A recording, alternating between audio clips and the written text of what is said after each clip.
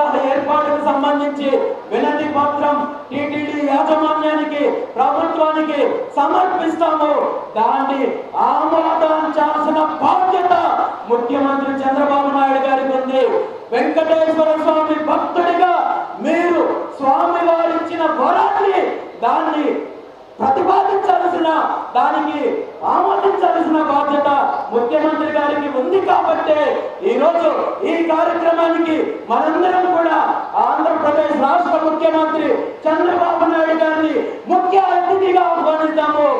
ఈ కార్యక్రమము ఆయన చేతుల మీదుగా జరిపించాల్సిన బాధ్యత ఉంది. అది కేవలము యాదవులకు మాత్రమే కాదు, వెంకటేశ్వర స్వామి భక్తులకు మాత్రమే కాదు, చరిత్రలో ఇప్పటి వరకు ఎవరికి ఏ ముఖ్యమంత్రికి లేని అవకాశం మీకు వచ్చిందని దీన్ని పాజిటివ్ గా తీసుకొని ఈ కార్యక్రమానికి అడ్డంకులుగా నిలవకుండా వెంకటేశ్వర స్వామి భక్తుడిగా మీరు ఆమోదించి దీన్ని నడిచేలా, ఈ కార్యక్రమం సజావుగా నడిచేలా చూడాల్సిన బాధ్యత ముఖ్యమంత్రి గారికి ఉందని చెప్పి తెలియజేస్తున్నాను. అంతేకాదు, ఇది మీరు ముఖ్యమంత్రి స్థానంలో ఉండి యాదవ జాతికి చేసిన అపచారానికి ప్రాయశ్చిత్తంగా ఈ కార్యక్రమము ఎందుకంటే యాదవ జాతి అంటే మేమంత గొప్ప ఇంత గొప్ప చరిత్రలో శ్రీకృష్ణుడు అని మనం చెప్పుకుంటున్నాం. కానీ ఈ రోజు సమాజంలో యాదవ జాతికి ఉన్న విలువ, ముఖ్యంగా ప్రభుత్వము యాదవ జాతికి ఇస్తున్న విలువ ఎలా ఉందో మనం నెల రోజుల క్రితం చూసాము. ఒంగోలు ప్రాంతంలో ఒక గొర్రెల కాపరి పైన ఎలాంటి నీచమైన భాష, కులం పేరు పెట్టి తిరిగితే ఈ రోజు మనం ఏం చేయలేని పరిస్థితుల్లో ఉన్నాము.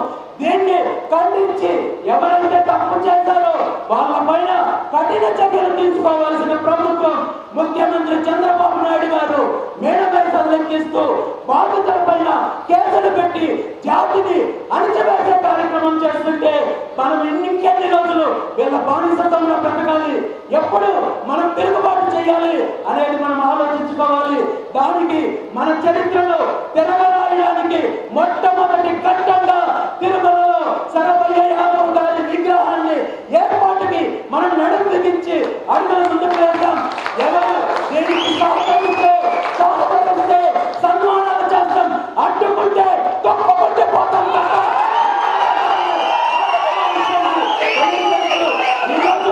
ఈరోజు ఇక్కడే ఎంతో మంది పెద్దలు ఉన్నారు.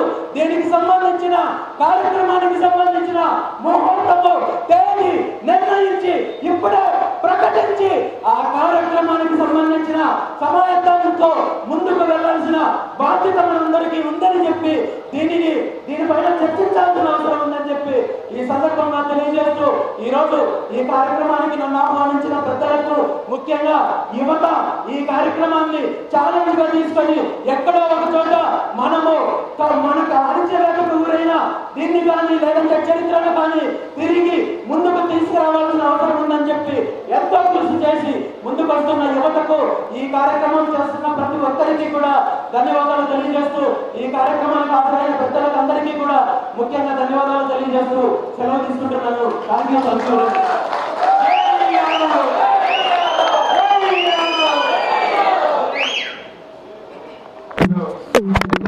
చివరగా